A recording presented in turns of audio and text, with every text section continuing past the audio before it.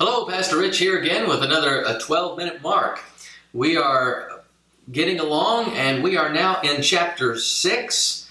We just finished the sandwich of the disciples being sent out, and then the meat of the sandwich with John the Baptist being beheaded, and then the disciples returned, showing us the cost of discipleship and how actually all these disciples themselves would end up giving their lives for the truth one day.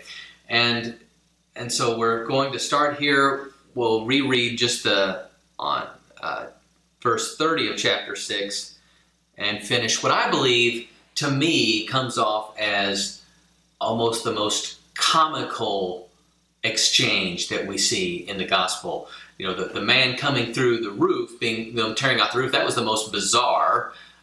Probably the John the Baptist was one of the most disgusting type pieces to have to read, and this is we switch over to really a comedic scene.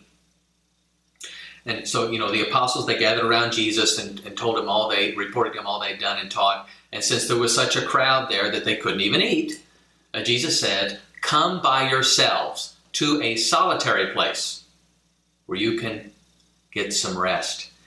And so they get into a boat and they start rowing to a solitary place. But all the crowds that saw them leaving were walking on, and they got there first. Well, when they got out of the boat, Jesus saw the crowd and that they were like sheep without a shepherd. And he had compassion on them. He began to teach them many things. By this time, it was now late in the day. So his disciples came to him. "It's getting very late. We're out in the middle of nowhere. Send the people away so they can go in the surrounding towns and villages so they can buy something to eat."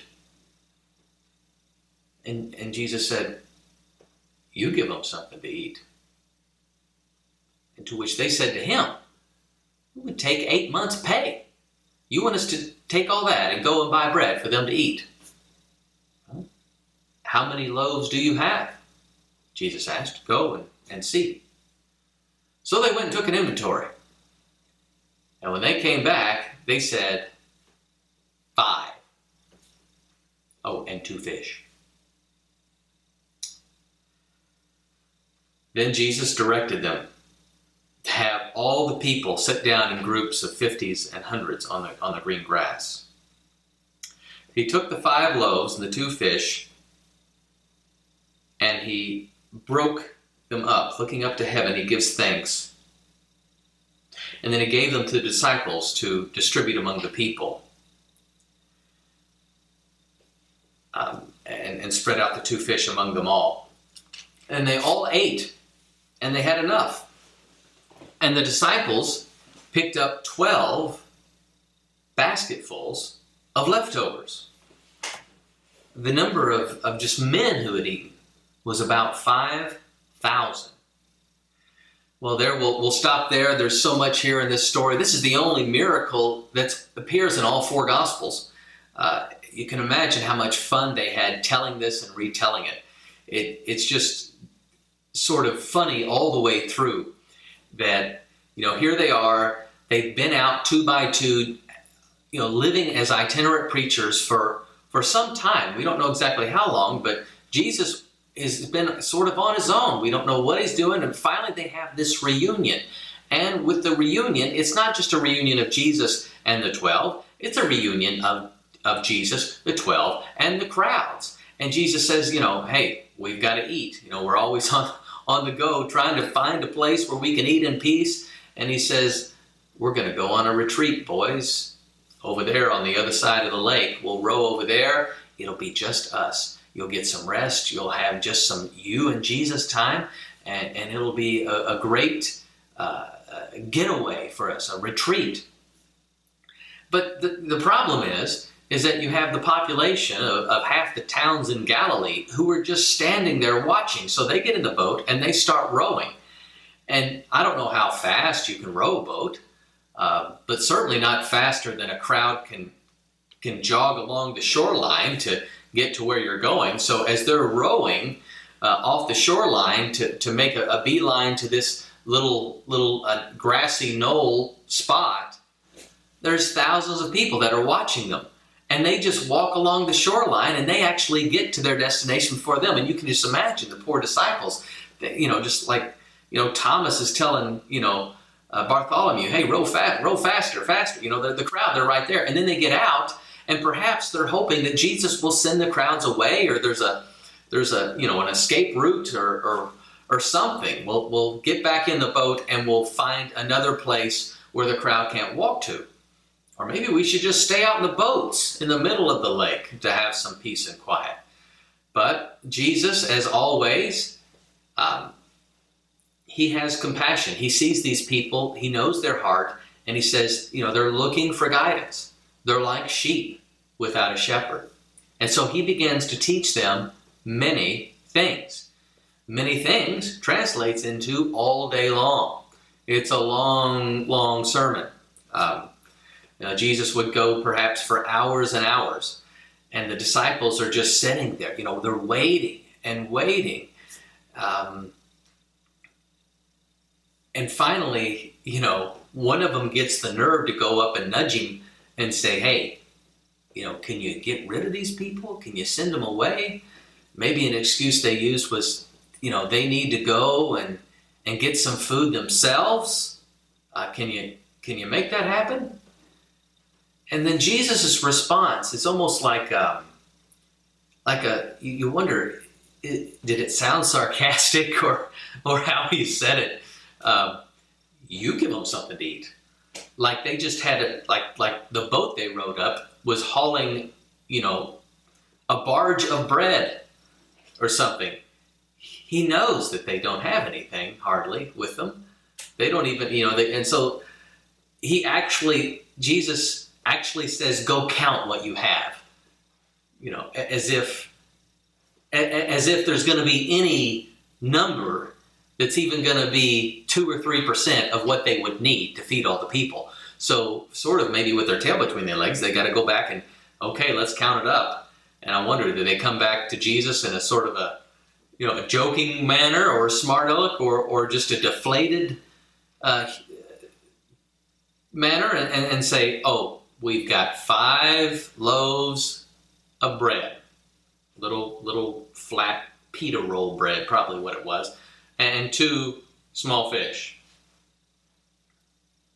Thinking that now Jesus will get the hint that he's got to send everyone away and to get their own food. But no, that's not what's going to happen. Jesus, without making a big pronouncement, without teaching on it, without a bunch of, with no magic words or introduction or hoopla or all that stuff, he just says, the disciples, have everyone sit down in small groups, 50, 100, pretty big groups, but have them sit down, and he takes the food and he gives thanks to the Father for what's about to happen. And then he starts to distribute it out. And the disciples now are like running this outside restaurant of just delivering food, and they keep splitting it up, and they think, they're probably thinking, this is going to be embarrassing when we run out here in about 2 seconds, but it just keeps going. It keeps going. And we know that everyone eats and was satisfied. Now these people hadn't eaten all day. You can imagine how much they could eat. And so there's 5,000 men, and no telling how many others there were, how many women and children. We don't have count, but it was a lot.